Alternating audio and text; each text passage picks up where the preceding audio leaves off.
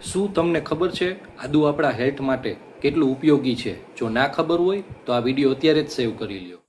પેટની સમસ્યા, શરદી, ખાંસી અને કમજોરી આ બધાનું સોલ્યુશન ફક્ત એક જ છે, આદુ.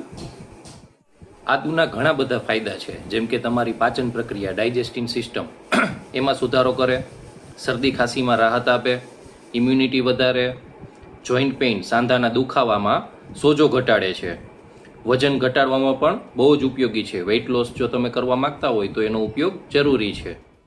તો હવે આદુનો ઉપયોગ કેવી રીતે કરવો જોઈએ? તો સવારે ગરમ પાણીની અંદર આદુ નાખીને અને એનું પાણી પીવું જોઈએ.